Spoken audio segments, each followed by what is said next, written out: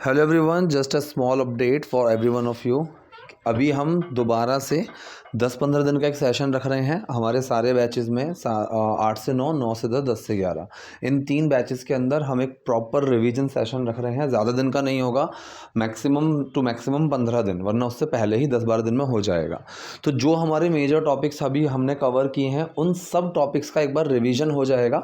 तो जो लोग चाहते हैं कि ठीक है अभी तक हमने क्या कवर किया है, उसको हम कैसे अपने स्पोकन में यूज़ करना चाहते हैं, उन सब का एक उनको ग्लिम्स चाहिए छोटा सा, तो वो लोग अभी चाहें तो वो ज्वाइन कर सकते हैं। बहुत अच्छा टाइम है उनके पास ज्वाइन करने के लिए। तो आपको सारी चीज़ों की एक बार प्रैक्टिस हो जाएगी। अगर आपको वो चीज़ें नहीं आती हैं आप उनको कवर कर सकते हो, ठीक है। और तीनों बैच में ही अवेलेबल है, आप कोई भी टाइम अपने अकॉर्डिंग 8 से 9, 9 से 10 या 10 से 11 शाम के बैच हैं, इसमें आप अटेंड कर सकते हो। साथ ही साथ हर संडे को मास्टर क्लास भी दी जाती है, जिसमें मेजर टॉपिक्स के ऊपर एक अलग से आपको क्लास दी जाएगी। उसके साथ सैटरडे संडे की क्लास रहती है 8 बजे से 9 बजे तक। उस क्लास के अंदर भी आप आ सकते हो, जिसमें हमारा बेसिक से ही चल रहा है। कुछ टॉपिक आपके छूट चुके हैं, एक्टिव छूट चुका है। अब ये मानकर चलो कि एक्टिव उसमें हमारा हो चुका है। पैसिव सेंटेंसेस से हम उसको शुरू कर रहे हैं। तो अगर आपको कोई भी क्वेरी चाहिए, कोई भी इंक्वायरी करना चाहते हैं, तो ऊपर नंबर दिया हुआ है, आप उस पर मुझे व्हाट्सअप कर सकते हैं और मैं जैसे ही फ्री होऊंगा आपको उस पर रिप्लाई कर दूंगा। चलिए ठीक है, आज की वीडियो हम शुरू करते हैं। और सेंटेंसेस बहुत अच्छे हैं आज की वीडियो में भी, तो ध्यान से देखिएगा। अब पहला सेंटेंस इनका, बताओ क्या हुआ Kusum. So tell me what happened. ठीक है, होना जहाँ पर एक एक्शन की तरह यूज़ करोगे तो वहाँ पर हैपन को यूज़ करिए, और हैपन में ही सारी चीज़ें आएंगी। क्या हो रहा है, व्हाट इज़ हैपनिंग। कुछ चीज़ें ऐसी होती हैं जहाँ पर होना एक एक्शन की तरह नहीं आएगा, ठीक है, तो वहाँ पर हैपन को यूज़ करने की ज़रूरत नहीं है। ठीक, जैसे कि खुश हो, तो बहुत सारे बच्चे कन्फ्यूज़ हो जाते हैं बी में और हैपन में। हैपन, गेट, बिकम ये एक्शन की तरह यूज़ होते हैं। डोंट बी अपसेट ये एक्शन नहीं है, ये कंडीशन के बारे में बात कर रहा हूँ। उदास मत हो, तो यहाँ पर हो एक एक्शन नहीं है, ठीक है।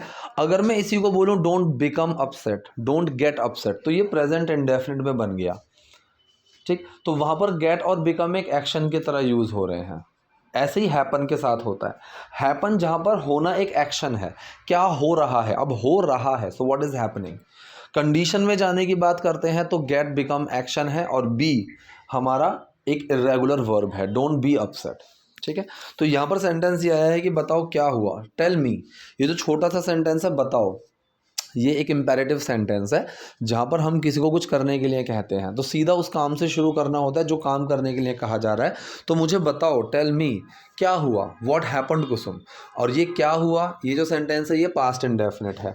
सवाल पूछ रहे हैं तो व्हाट डिड हैपन नहीं आया, व्हाट हैपेंड आया, क्योंकि डिड, डू और डज ये 3 हेल्पिंग वर्ब ऐसी हैं, इनके तुरंत बाद, चाहे वो क्वेश्चन सेंटेंस ही क्यों ना हो, अगर इनके तुरंत बाद कोई एक्शन आएगा तो ये उसमें छुपेंगे ही छुपेंगे।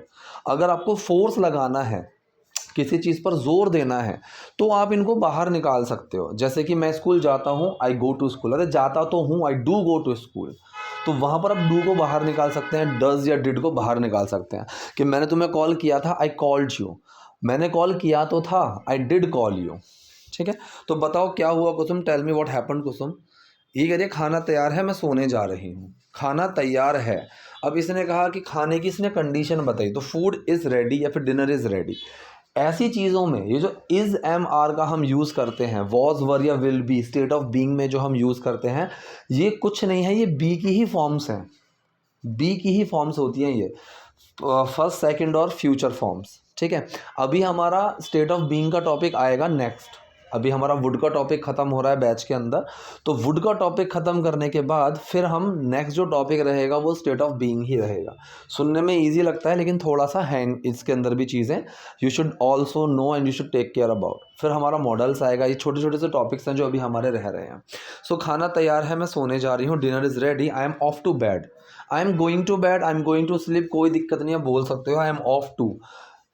हैड टू, ये जो फ्रेजल वर्ब्स होते हैं इसका मतलब भी होता है कहीं की तरफ प्रस्थान करना, कहीं की तरफ निकलना, जाना, कोई काम करना, वो मतलब किसी काम को शुरू करना, ठीक है। So I am off to bed, मैं सोने जा रही हूँ। लेकिन तुम इतना मुंह क्यों फुला रही हो, अब इसने कहा लेकिन तुम इतना मुंह क्यों फुला रही हो। हिंदी में काफ़ी सारी चीज़ें हैं जो हम ऐसे ही बोल देते हैं, मुंह फुला रही हो, गुस्सा कर रही हो, नाराज़ हो रही हो, मीनिंग सबके सेम ही होते हैं। आपको वर्ड टू वर्ड ट्रांसलेशन के पीछे बिल्कुल भी नहीं भागना है। वर्ड टू वर्ड ट्रांसलेशन बहुत बार आपको कंफ्यूज करेगी और वहाँ पर आपको समझ में ही नहीं आएगा कि ये सेंटेंस बनाया कैसे जाए। तो इसीलिए आपको सबसे ज़रूरी है सेंटेंस का सेंस पकड़ना और उसको ट्रांसलेट करना। और यही चीज़ें छोटी छोटी सी मैं अपनी क्लास में सबसे ज़्यादा फोकस करके सिखाता हूँ, क्योंकि नॉर्मल सेंटेंस बनाना, स्ट्रक्चर, फॉर्मेशंस और आपके जो रूल्स रेगुलेशंस हैं हमारी ग्रामर में, वो चीज़ तो बहुत ईजी है, आप कहीं से भी सीख सकते हो। लेकिन फोकस उन चीज़ों पर मैं ज़्यादा करता हूँ जो ज़्यादा कंफ्यूज करती हैं। मैंने उसको ये करने के लिए नहीं बोला, तुमसे किसने कहा ये करने के लिए, मुझे वहाँ नहीं जाना है, ऐसे छोटे छोटे छोटे सेंटेंस जो कन्फ्यूज़ करते हैं, तुम्हें ये नहीं करना है, ठीक है। इन सेंटेंस पर हम ज़्यादा फोकस रखते हैं। तो तब मैं बताता हूँ कि वर्ड टू वर्ड आप पीछे मत भागो, ठीक है। लेकिन तुम इतना मुंह क्यों फुला रही हो, मतलब तुम क्यों गुस्सा हो रही हो, तुम इतने उदास क्यों हो, ये कई तरीके से बन सकता है। But why are you so upset, why are you getting so upset, इसने देखा। अब देखो दोनों में फ़र्क है। Why are you so upset, तुम इतनी उदास क्यों हो, क्योंकि वो ऑलरेडी उस कंडीशन में है। अगर कोई धीरे धीरे उदास हो रहा है, मतलब उदासी की कंडीशन में जा रहा है कि अभी तो ठीक था लेकिन अभी पता नहीं क्यों उदास हो गया है, so why are you getting upset या फिर why did you get upset, वहाँ पर आप गेट का या बिकम का यूज़ कर सकते हो। अगर कोई इंसान ऑलरेडी उस कंडीशन में है तो या तो आप वाई आर यू अपसेट या फिर why are you being upset, वहाँ पर आप बी का यूज़ कर सकते हो कि तुम इस कंडीशन में क्यों हो रहे हो। Why are you being upset भी हम यूज़ कर सकते हैं। तो इसने सेंटेंस क्या बोला, लेकिन तुम इतना मुंह क्यों फुला रही हो, why are you so upset, इतनी मुश्किल से मैंने ट्रेन का रिजर्वेशन कराया है। ये पॉजिटिव सेंटेंस नहीं है क्योंकि इसने किसी से करवाया नहीं है, ठीक है, इसने किया है, ठीक है। अगर करवाने की बात आती तो वो सेंटेंस पॉजिटिव में जाता, लेकिन यहाँ पर काम को करवाने की बात नहीं है, करने की ही बात है कि मैंने इतनी मुश्किल से रिजर्वेशन किया है, कराया है, किसी से करवाया नहीं है, ठीक। तो ये जो छोटी छोटी सी चीज़ें हैं कि मैंने ये काम करवाया है, अगर किसी से करवाया है तो पॉजिटिव में जाता है, यार इतनी मुश्किल से तुमने कराया रिजर्वेशन। हम बोल देते हैं कराया है, लेकिन यहाँ पर एक्चुअल में सेंस ये है कि मैंने इतनी मुश्किल से रिजर्वेशन किया है। अब यहाँ पर एक वर्ड का यूज़ किया है मैंने, समहाउ। समहाउ का मतलब होता है किसी तरह से, जैसे तैसे। हम हिंदी में वर्ड का यूज़ करते हैं ना, जैसे तैसे, या जैसे तैसे तो ये टिकट मुझे मिली है, अब तुम मना कर रहे हो, so somehow I have got this tickets and now you are denying, ठीक है। इसी तरह से यहाँ पर समहाउ का यूज़ किया कि इतनी मुश्किल से, जैसे तैसे। सी, जैसे तैसे मैंने टिकट का अरेंजमेंट किया है, मैंने रिजर्व किया है, so somehow I manage to. अब आई हैव मैनेज या फिर I manage to do this, कि मैं कर पाया हूँ, मैंने इस चीज़ को, ये चीज़ करने का मैनेज कर पाया हूँ, उस सेंस में गया है ये। So somehow I manage to reserve our train tickets, कि जैसे तैसे तो मैंने हमारी ट्रेन की जो टिकट्स हैं वो रिजर्व की हैं, कराई हैं, उस सेंस में ये सेंटेंस क्या है, पास्ट एंड डेफिनेट सेंटेंस ही है।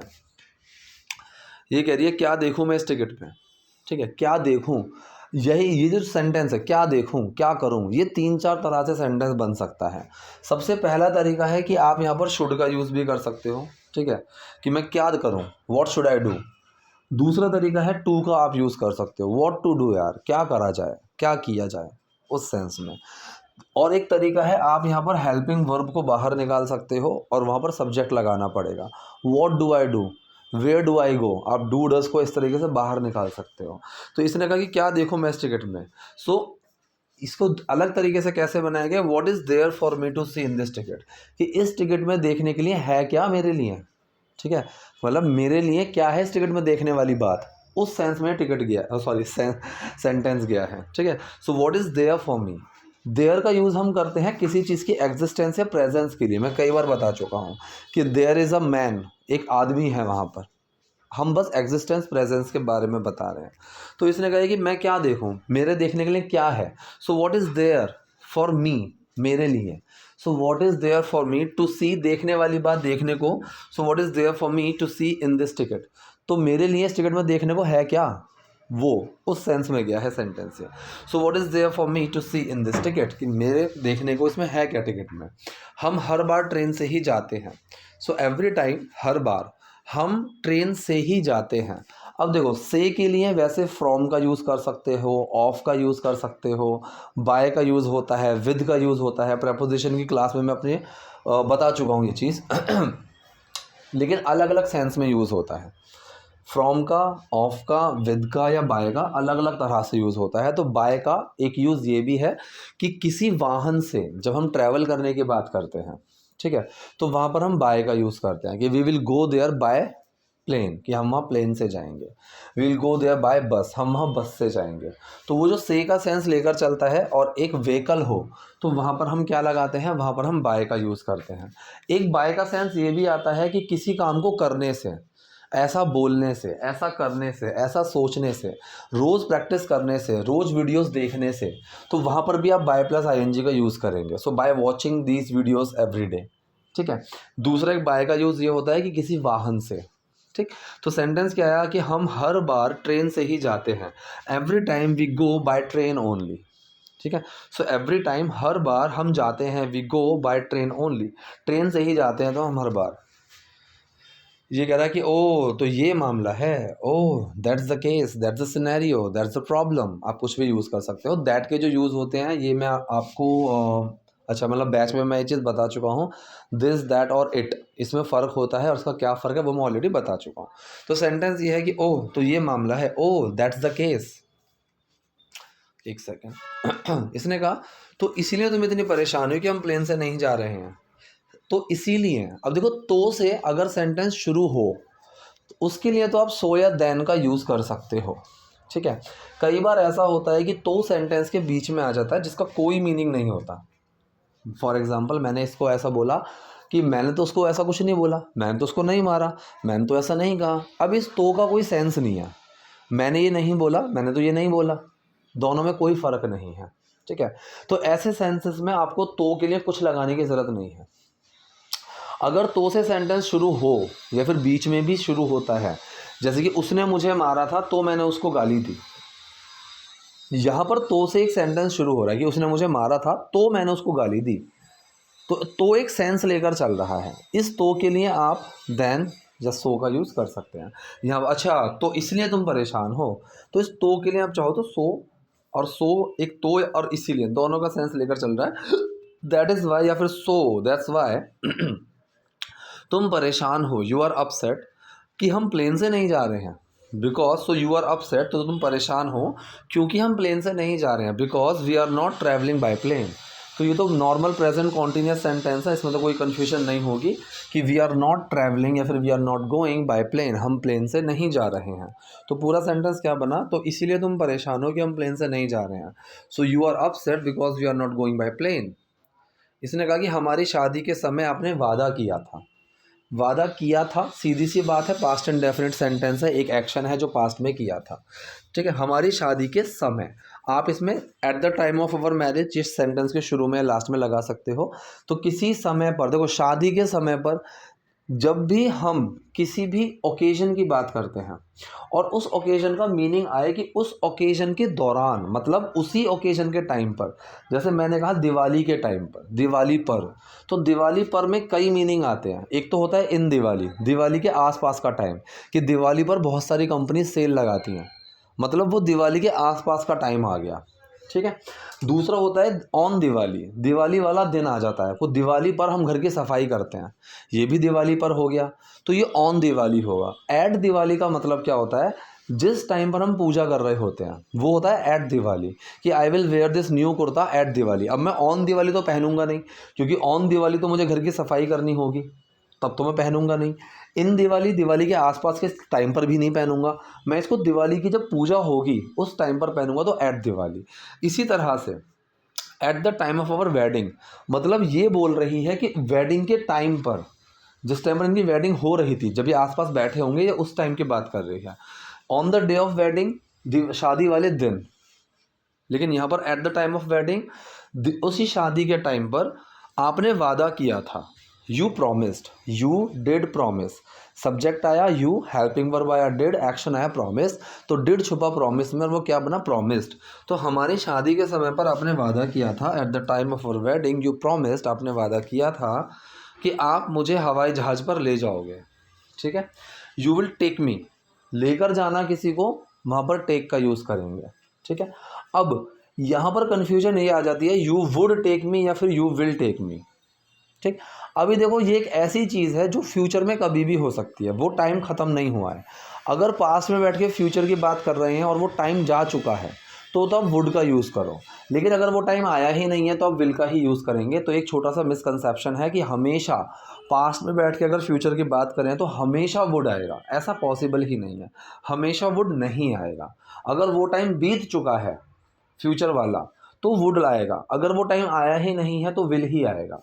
तो यहाँ पर लेकर जाओगे, अभी लेकर नहीं गया और बहुत सारी पॉसिबिलिटीज़ हैं कि वो तो कहीं पर भी लेकर जा सकता है। तो आप मुझे हवाई जहाज़ पर लेकर जाओगे, you will take me on a plane, ठीक है।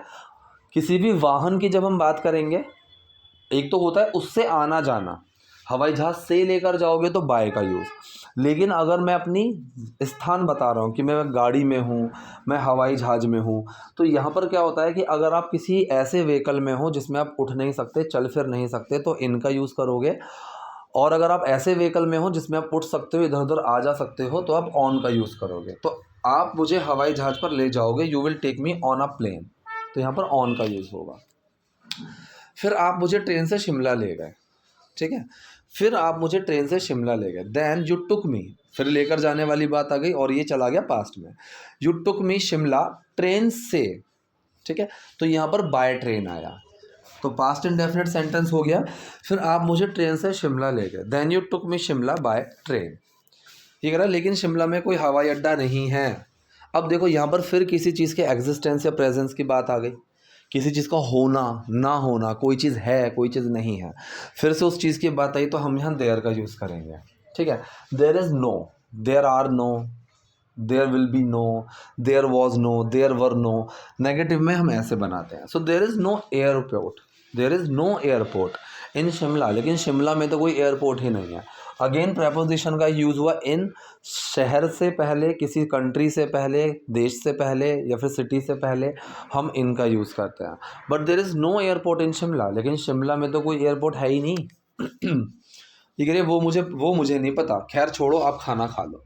इसने कहा वो मुझे नहीं पता, दैट आई डोंट नो, या फिर इसने सिंपल सा बोला आई डोंट केयर, यार मेरे को ये मुझे नहीं पता।